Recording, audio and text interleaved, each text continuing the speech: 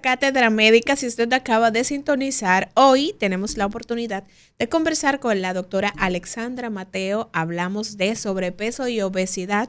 Las líneas 809-682-9850 y 833-380-0062 están ahí para que si usted tiene alguna situación que plantear pueda hacerlo y la doctora le dé la orientación que necesita. Hay una tendencia, doctora. Sabemos que las redes sociales ayudan mucho, pero en algunos casos desayudan, sobre todo en los casos que tienen que ver con salud, porque muchas veces se divulgan informaciones y se vuelven tendencias que ponen en riesgo la salud de la gente y que la gente las sigue como si fueran recomendaciones de especialistas. Está el tema de este fármaco que se utiliza para pacientes con diabetes, que lo están utilizando muchas personas para adelgazar rápido. Porque como decíamos al inicio, el paciente se desespera cuando está en sobrepeso y quiere resultados mágicos. Entonces comienzan a utilizar este fármaco. ¿Qué conocimiento tiene usted? ¿Han llegado pacientes a su consulta que están utilizando este fármaco? ¿Cuáles son las repercusiones a largo plazo de los pacientes que no son diabéticos y que optan por colocarse este medicamento para bajar de peso? Cuando me estás hablando de fármaco, ¿de qué categoría? Porque hay muchos. Un medicamento que utilizan los pacientes que es estrictamente para pacientes diabéticos, para adelgazar, para perder peso. El famoso inyectable. Exactamente. Entonces la gente que no es diabética lo está utilizando porque pierden peso rápidamente. Ok. Para no mencionar obviamente casa comercial, tenemos la liraglutida. Y tenemos el otro medicamento o fármaco inyectable que lo utilizan las personas no necesariamente diabéticas, ya personas con una tendencia o con signos y síntomas marcados de la diabetes. Y este paciente con el criterio médico y una evaluación previa, nosotros podemos determinar. Desafortunadamente estamos sufriendo la consecuencia de que los pacientes llegan a nuestra consulta básicamente pidiendo lo que quieren. Entonces, llegan, doctora, me han hablado de tal cosa. No. Yo he tenido pacientes que me dicen, doctora, yo vine porque yo tengo una amiga que está usando esto y yo quiero que usted me lo ponga. Entonces yo digo, el paciente no me necesita. Claro, porque se optan por esto, es el camino más corto. Quiere la receta, entonces ya ahí le explico. Anda, de hecho, noticias que se han... las personas la han recibido de forma negativa, que uno de estos inyectables ha provocado parálisis a nivel gástrico, porque principalmente uno de los componentes es que trabaja a nivel de una hormona que se llama la incretina y esta va a hacer que el paciente se sienta un poco más lleno. Cuando el paciente va a causar sensación de plenitud, va a reducir esos niveles de ansiedad y va a controlar el apetito. Entonces, estos pacientes cuando utilizan este fármaco de manera no adecuadamente prescrita por un profesional de la salud, lo está utilizando a su libre... Sí, indiscriminadamente. Indiscriminadamente, exactamente. El paciente obviamente va a sufrir las consecuencias y efectos secundarios. Claro. Ya no, esto no quiere decir que el fármaco, todos los fármacos tienen efectos secundarios, o sea, todo, hasta un acetaminofén que te tomes para un dolor de cabeza. Utilízalo de manera indiscriminada, utilízalo de manera no adecuada. Tu hígado puede sufrir. Entonces, no es que ya vienes con una patología en el hígado de base, sino que el uso, ha sido provocado. Entonces, desafortunadamente, estamos trabajando para que pueda haber un control más riguroso con el acceso de estos medicamentos, que por cierto no son económicos. Yo digo que todo el que tiene su dinero puede ir a la farmacia, pero ya hay ciertas coberturas y según el plan que tenga el paciente, que busca su recetica, ¿verdad? Claro. Para poder ayudarse un poco, pero realmente un paciente que cuide y respete su templo no va a utilizar lo que le funciona a fulana o a sutanejo. De hecho, ese grupo de fármacos no inyectables son popularmente de una específica casa farmacéutica, que esa casa farmacéutica no va a sacar dos inyectables que realicen la misma función. Entonces ya partiendo de ahí hay De que hecho, tomar eso en consideración. Los pacientes ponen en duda al mismo profesional de la salud. O sea, cuando hubo una temporada que yo recibía pacientes que me decían, doctora, yo quiero que me ponga eso, yo quiero que me lo ponga. Entonces yo le decía a mi visitadora, mira, ¿qué pasa que tú no me estás trayendo eso? O sea, el paciente me está poniendo a leer cosas que realmente ya me he estudiado y me dice, no, doctora, no se lo llevo porque realmente no es un fármaco que está destinado para la pérdida de peso. Por tal razón, por ética, no puedo presentarle ese producto. Claro. Entonces yo digo, ok. Ya sé qué responderle cuando venga. Claro. Doctora, entonces, cuando llegue ese paciente que tiene sobrepeso y que quiere resultados rápidos, ¿cuál es el proceso que usted agota? Y si usted hablaba de los tratamientos, hablaba de la importancia de trabajar con un equipo multidisciplinario, ¿cuáles son los profesionales que se involucran en el manejo de ese paciente para ayudarlo a avanzar? Y el proceso, ¿cómo va? ¿Cuál es el primer paso? Y cómo orientar al paciente para que no se desespere en el proceso. Claro. Este equipo multidisciplinar, si vamos desde lo quirúrgico y no quirúrgico, ejemplo, un cirujano bariátrico, dentro de su equipo debe tener un psicólogo, debe tener un preparador físico, debe tener un nutriólogo que acompañe el paciente en el proceso, porque en estos pacientes, cuando acuden a este tipo de tratamientos, hay criterios para uno admitir a este paciente a que entre en este régimen o el otro. Okay. Entonces, para realizarse una bariátrica existen criterios para colocarse un balón gástrico, existen criterios, ejemplo, si el paciente ha tenido múltiples intentos fallidos de pérdida de peso, si el paciente quiere perder por debajo de las 50 libras, ya un paciente que quiere perder por encima de las 100 libras, no es, el balón gástrico, por ejemplo, no es la opción, porque estamos hablando de que en 6 meses probablemente las 100 libras quizá no la controles. Entonces, hay criterios que nosotros podemos apalancarnos para poder hacer una prescripción correcta de cuál es el método adecuado. En el caso del balón gástrico, doctora, ¿cuáles son los pacientes que aplican para poder colocárselo?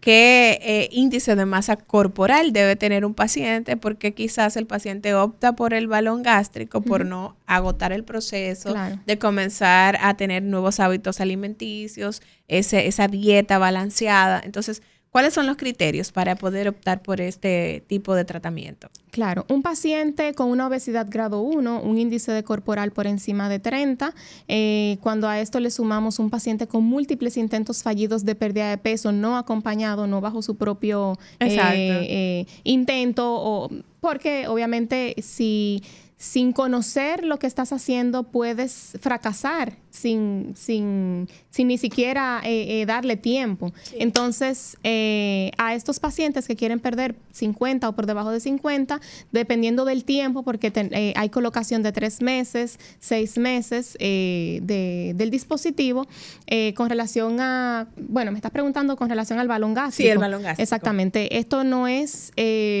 algo que te va a permitir perder, por ejemplo, 100 libras.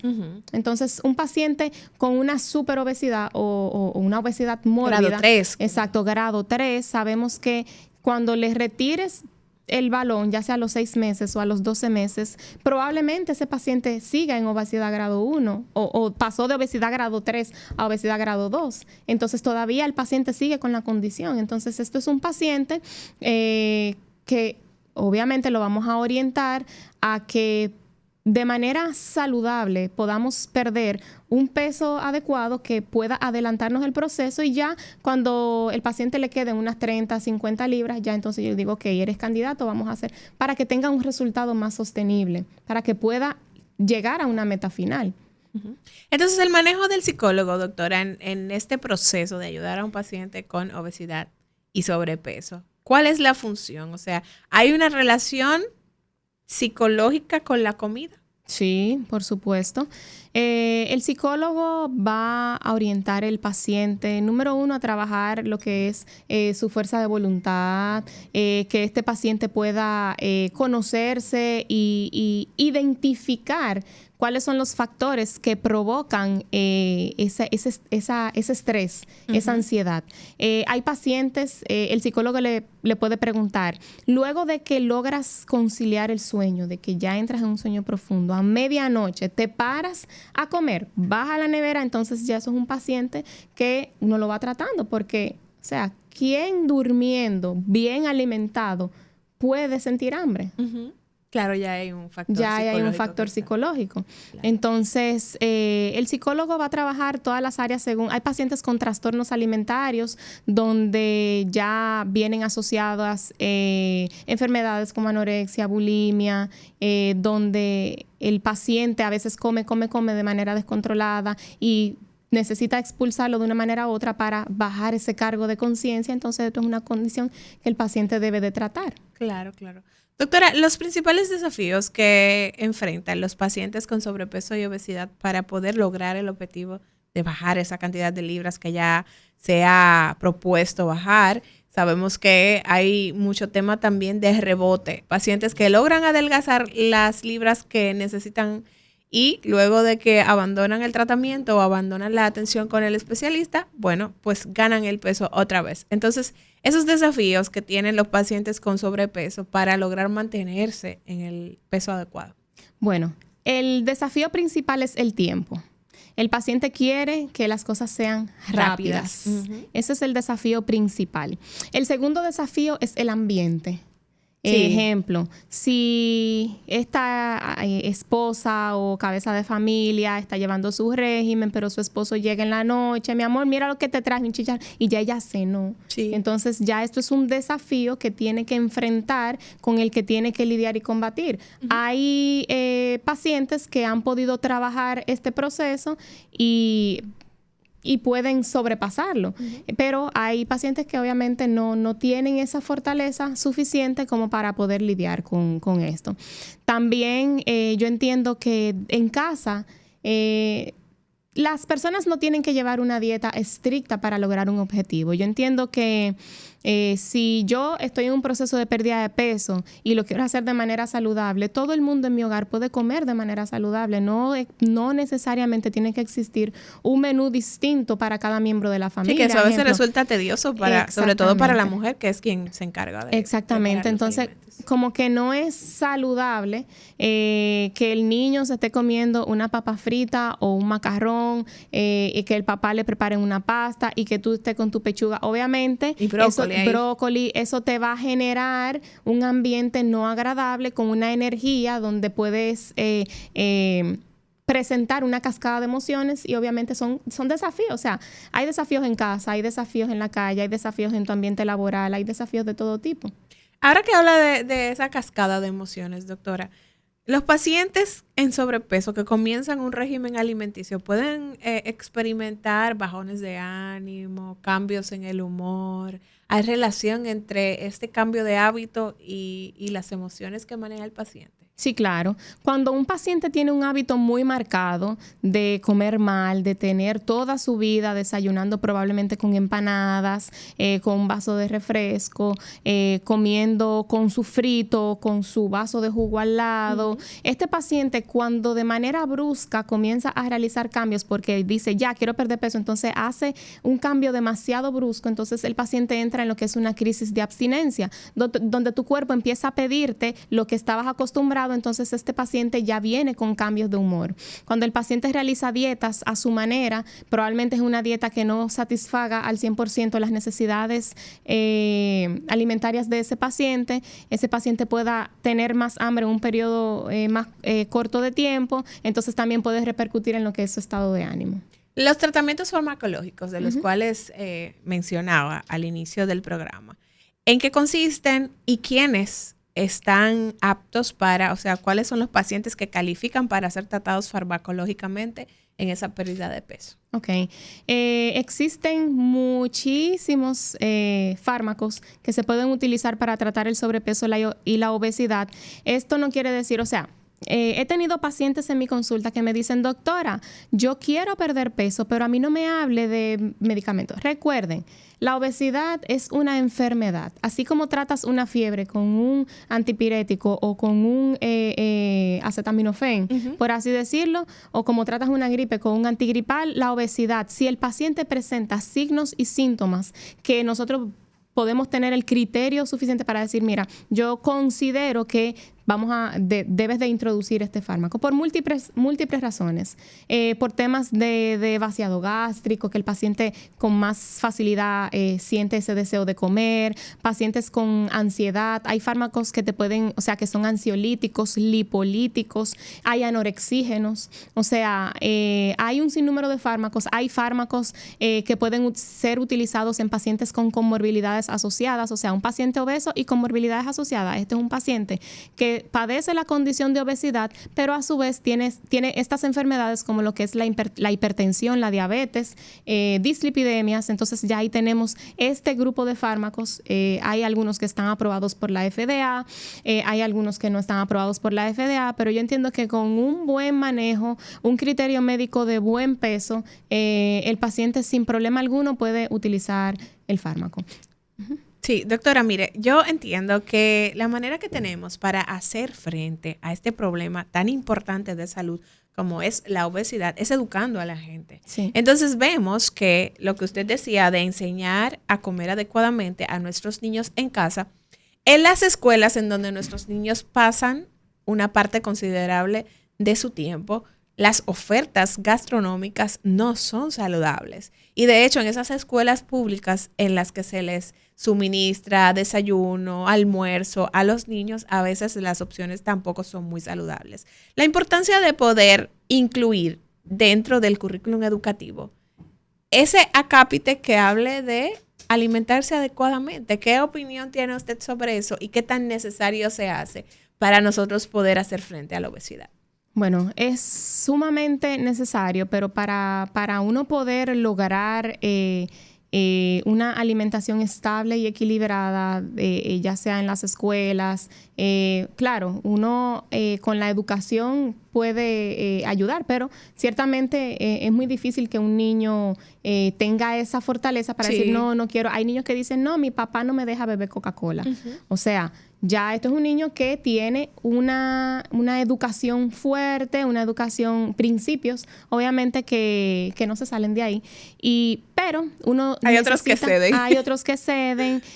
Hay niños que buscan la manera de tener dinero para comprarse esos dulces, pero uno necesita un apoyo importante del gobierno. Hay programas, ahora mismo se está trabajando mucho en trabajar con qué tipo de alimentos se le dan a los niños.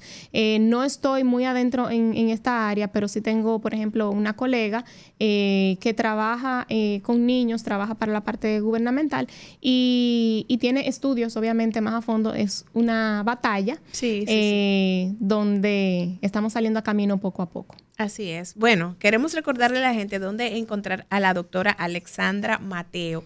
Ella tiene consulta privada en Servicios Obstétricos Frankenberg, ¿cierto? Y también en Restore Clinic. Usted se puede comunicar a los teléfonos 809-350-9061 y al 829-764-1448 para que haga su cita con la doctora Alexandra Mateo.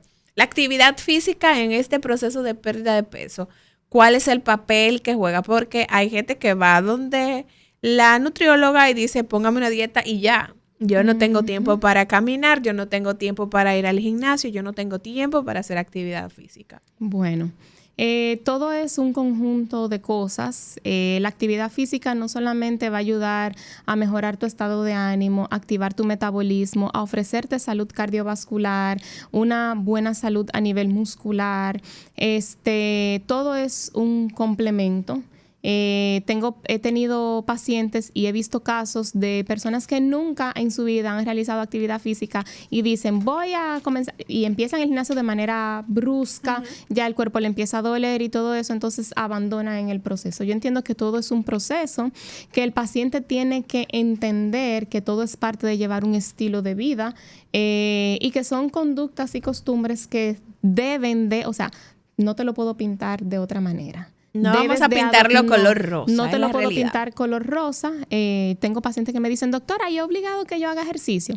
Bueno, yo no te voy a obligar, pero tengo que decirte que si activas tu cuerpo, si le brindas un tratamiento óptimo desde la actividad física, un buen descanso, todo es un complemento, vas a poder contar con buenos resultados. Excelente, doctora. Yo creo que hemos desarrollado un programa que la gente debe, si no lo pudo disfrutar completo, ir al canal en YouTube Rumba FM y disfrutarlo y compartirlo con sus amigos, con su familia, porque se hace muy urgente que nosotros pongamos atención a todo lo que estamos viviendo con los temas de sobrepeso y obesidad y a las enfermedades que se están desprendiendo de esta condición. Entonces, un mensaje final, doctora, a la gente que nos escucha, que quizás está en sobrepeso y no ha tomado esa decisión de buscar la atención adecuada y la conciencia de que consideren que estamos hablando de un problema de salud. No es solo tema de estética, de que me quiero ver mejor, sino de sentirme mejor y de estar mejor desde adentro. Claro. Un consejo que puedo darle a todas las personas que estén sintonizando y escuchando es que se sincerice, que aprenda a escuchar, a entender su cuerpo, que pueda realmente identificar qué tan bien te sientes, qué tan dispuesto estás a realizar cambios que puedan favorecer a tu salud, tomando en cuenta de que no son resultados de la noche a la mañana, de que son resultados que pueden impactar de manera positiva en tu vida, de que te pueden ayudar.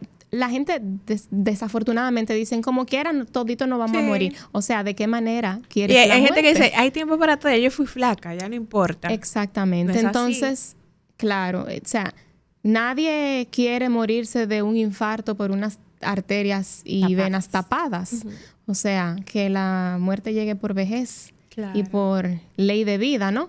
Entonces, ya cuando uno comienza a combatir con estas enfermedades crónicas, no transmisibles, o sea, hay o sea, cuestan, son costosas. Muchas no tienen cobertura.